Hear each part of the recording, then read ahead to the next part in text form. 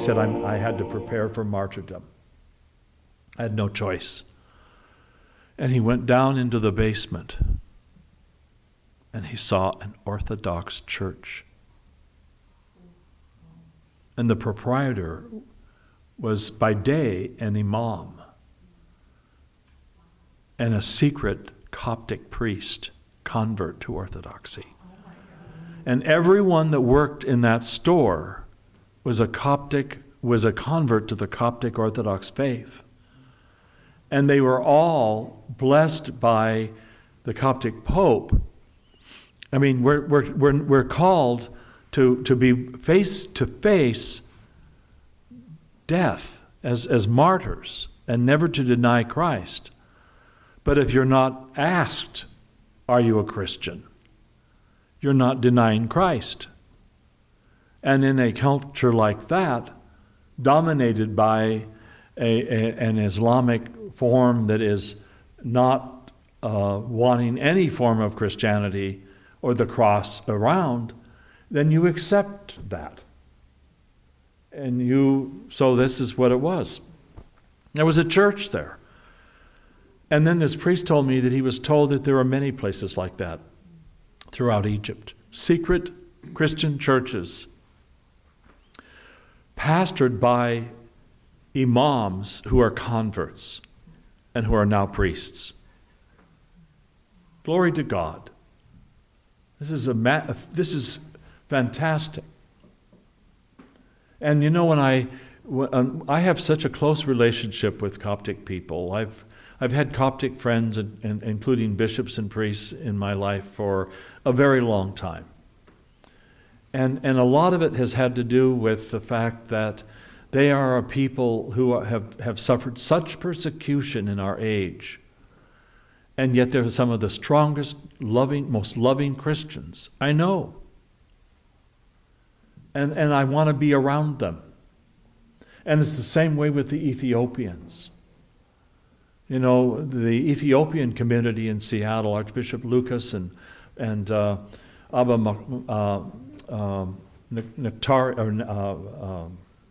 Gabriel are my brothers. And I love being with them. And I learn from them. And it's my joy to have them in my life. And as we Orthodox Christians journey, we have to remember that we're journeying together. And we want to restore the image of God that has been removed from our culture and our society. And I really believe the best way we can do that is by visibly living our Orthodox Christian life in all love and charity, and not by trying to force our views on a society that has had it to here with being judged by Christianity. Because just as the monks from Balaam came, this is a long way to get back to where I started, but when they went to Alaska, they went with two documents, and I've seen both of them. Both of them were in Seattle. One of them was a document written by the patriarch, where the monks are charged with viewing all of the native people with respect, to not judge their culture or their religion or the people themselves, to learn the languages, to befriend them. And then the other document was written by the Tsar himself, in which he told the monks the same thing, essentially, that you are not to disrespect the culture that you find. And so when the monks came upon the totem poles, they're in their loving, outgoing nature to the natives, they realized that these were not idols that were worshipped, but they were teaching tools. They were like a library, a family history that could be read by the people. And so they didn't chop them down like the Presbyterians did after the sale of Alaska to the United States. And they learned the languages. They became friends of the native people. And as time went on, the natives are all starting to notice how sweet the monks are to them, as opposed to the way the Russian fur traders were treating them. And there were times when people like St. Herman of Alaska, who was put under house arrest, defended the natives against the fur traders, to the point that they put him under arrest. And then they were reported to the Tsar and the Patriarch, and things changed. And finally, when the natives, at that point in friendship, when they were curious about the religion of these monks, the monks knew enough about their own native religion to be able to show how to compare the two. And so when the natives eventually, the Tlinkits, the Aleuts, the Eskimos, and other tribes, when they eventually embraced Orthodoxy, they didn't embrace it as, well, we're pagans, we're throwing off our pagan religion and embracing Christianity. They saw Orthodox Christianity as the fulfillment of their faith, of their religion. Much like the Jews that converted to Christ saw the fulfillment in Christ. And so when we first moved to Vashon Island in '88, I made friends with a native by the name of Judson Brown. He sounds like a jazz musician. Wonderful man, Presbyterian, leader, spiritual leader of the Tuolip tribe, and which is north of us. And one day we were sitting on the porch of the old rental house we had at the beginning, and I said, "Tell me about your native religion." So he started talking about a form of shamanism, and then he stopped and he said, "But of course, if I was Orthodox, I would be telling you something differently, wouldn't I?" And I said, "Yes." He said, "If I was Orthodox, I would tell you that my native religion is Orthodoxy." And he said, "That shows the difference between how you Orthodox evangelized my people and how the Presbyterians and the Catholics and the Episcopalians and the Protestants that came there evangelized my people.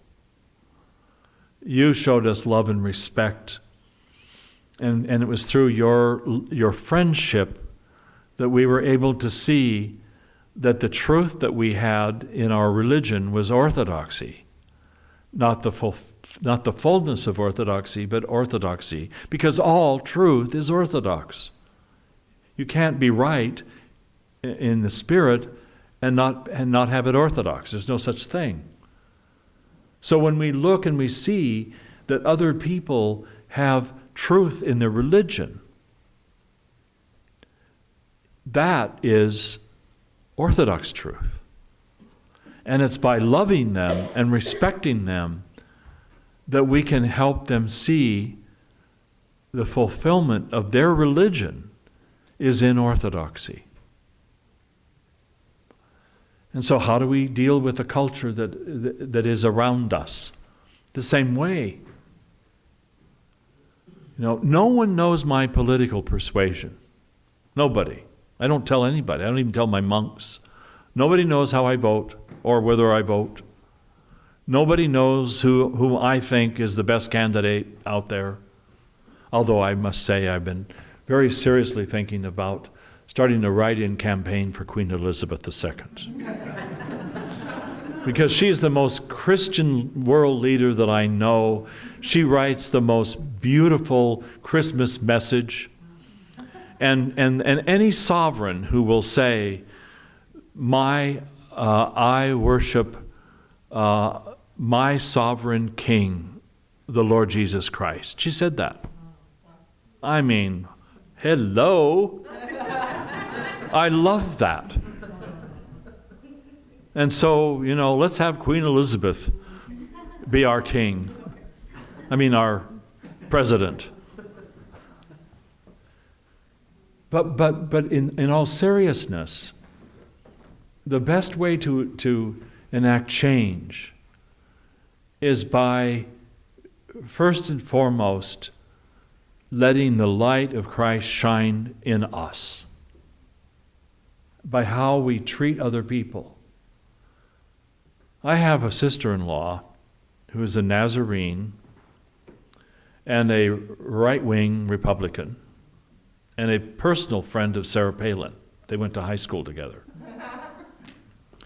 And she told me once that she told my brother Dwayne that she would go to any church that he chose, and he's chosen Orthodoxy, as long as it was biblical. So they haven't gone any further, because she's decided that Orthodoxy isn't biblical.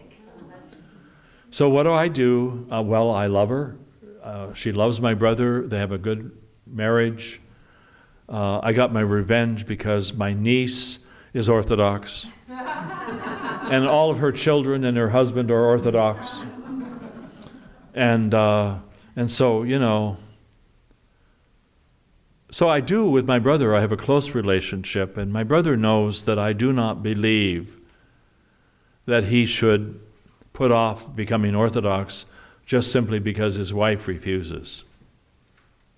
I've told him straightforward, you need to be the man of the family, and if she doesn't want to come with you to the Orthodox Church, into the Orthodox Church, then that's fine, but you need to do this for your own soul's sake. He's not quite there yet. But when it comes to my sister-in-law and her baiting me to see where I stand politically, I just smile and say, Claudia, have I told you lately how I love you? Which is from an old song in the 50s, I think, or 60s. Have I told you lately how I love you? I think that was Elvis. Wasn't that Elvis? Anyway. Pardon me? Oh, was it Rod Stewart? No. Was it? I thought it predated Rod Stewart. Well, anyway, it's irrelevant to you young people.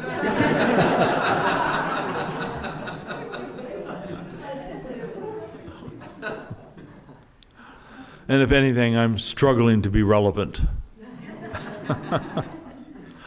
So, I'm going to open it up now for just dialogue, questions.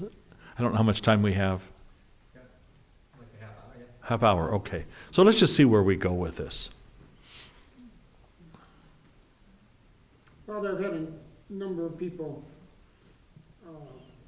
question with this situation of the Muslim Brotherhood, whatever you want to call them. Whatever Obama doesn't call them, that's what they call them. How can you follow Christ's teachings of forgiveness when somebody is in the process of slitting your throat? How can you say, I forgive you? Perhaps like Christ did on the cross when he said, forgive them, Father, for what they do. They even question that. Who is he talking to? Is he talking just to the soldiers? Was he talking to the Jewish nation? Who is he talking to? Was he really talking to? And I'm trying to research some of this. I gave them some answers, but I'm not sure I'm key with it. What is your... Okay, well, what do you say to someone who's ready to kill you? Well, I think when I say to the cardiologist, I forgive you who are about to kill me, I see that as almost a rehearsal. I take that seriously, because I do know that things can go wrong with the procedure, and I could die. And I don't want them to feel guilty that, oh my God, we did this to him, we failed, and he's dead now. So I sincerely want them to know ahead of time that if that happens, I forgive them. Now, I'm not someone that would want to walk into a fight. And I am not a boxer or a wrestler. Although Father Paul told me once there was a photo of the year in the Seattle Post-Intelligencer's Sunday magazine, and there was and they devoted every page for per month, starting with January of the previous year, to the photos of each month that they had in their publication. And there was a photo of me when we first started our coffee company. This is before the Starbucks thing. And I'm sitting there, and I've got a cup of coffee, and my prayer robe is like this, and there's a cup of coffee, and there are photographers down here taking a picture of me. It made my glasses look like Coke bottle glasses. It was a very unflattering picture. But that was on the front page of the Seattle Post-Intelligencer at the time. And so there it was in the pages of this magazine as one of the photos of the year. And I'm opening it up, and all of a sudden I said, "Father, look, I'm one of the photos of the year." And I handed it to him. Well, on the cover was a picture of a sumo wrestler. He says, "Yeah, wow." So, don't get no respect. What was I saying? About walking into a fight. Okay, so I'm not a sumo wrestler even. I am a peace-loving man, and I don't want to be bruised in a fight. So I'm not going to walk into something intentionally. But ever since I was a kid, and I read the lives of the martyrs of the early church, I've always wondered, do I have it within me to embrace martyrdom if the time came? And I think the only way one can be prepared is what I suspect happened with the early martyrs, who would voluntarily step forward and say, "I am a Christian," when their Christian brothers and sisters were being slaughtered. And I don't believe it's something that we can do by our own power. I believe that it's something that we can only do when we are so filled with the love of Christ that we don't think anything of the permanency of death. That we only embrace what comes, or what maybe God is willing for us at that moment, as salvific, as to this day you shall be with me in paradise, as Christ said to the good thief. And that only way that can happen, the only way, is if we practice humility and love and forgiveness on a daily basis in every single place that we are called to do these things. It has to be so regular that it's like the pulse of our heart, that it becomes so natural that there can be no other choice at that moment but to accept martyrdom with joy. And look how many martyrs embraced their martyrdom with a smile on their face and joy in their heart.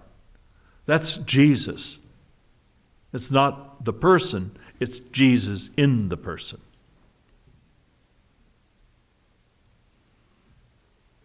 So, who was Christ talking to when he said, "Father, forgive them"? I think he was saying that to all of us. That's what Because I don't believe we can blame the Jews. I have lots of Jewish friends, including a rabbi, an Orthodox rabbi friend.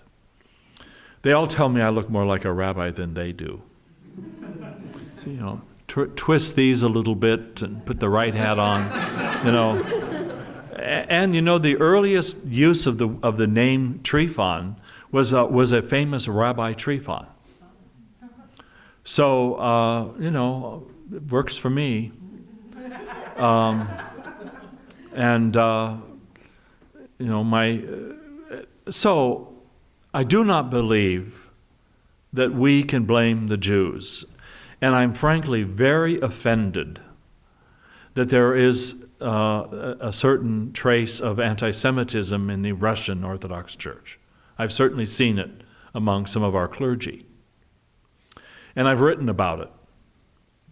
And whenever I've been in the presence of anywhere I'm hearing that garbage spewed out, is usually when I will post a photo of myself with some of my Jewish friends and write about the similarities of our temples and how much we've inherited from our Jewish brothers and sisters, like the Holy of Holies and the veil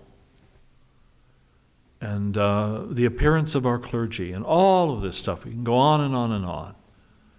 So I do believe that Jesus was speaking to all of us, to the Father. Forgive them, for they, us, know not what they do. Thank you. Yes. In today's society, can you envision situations where you don't turn the other cheek? You stand up, you speak up for your religion? Because today, all over the world, we're getting blasted from all directions, in this country and outside the country. Christians are really taking it on the chin. Do we have a duty to step up, notwithstanding the martyrdom situation, but short of that, speak up and defend Christianity? I'll give you an example. For an Orthodox clergyman, whether they be a deacon or a priest, there are canons that are so strict that they say that we can't even go hunting. We can't shoot an animal. Let alone, I know of a deacon in New York, that a big Russian fellow who was attacked by some muggers, and he beat the crap out of them. And he was suspended from serving for 6 months because he used physical force. I can tell you that once I was in Berkeley and I was driving down Shattuck Avenue in downtown Berkeley, and I saw a man abusing a woman on a corner sidewalk. And he had her by her shirt, and he had hit her with this he slapped her. And I drove up on the curb, and I got out, and I confronted him. And of course, immediately he turns his anger on me, like he's going to take me down. And my response to him was, I've already dialed 911. The police are on their way. Can you imagine what's going to happen to you if they arrive and they see you beating up on an old priest? And I said, and can you imagine what these people who are driving by who are ignoring this scene are going to do when they see you beating on me on this sidewalk, on this corner, on this busy street? I was saying all that hopefully, because in this day and age, you never know. You know, oh, Donna, look at that sign over there. You know, so they don't have to see what's going on over here. So I am not one who is going to turn my eyes away from something happening like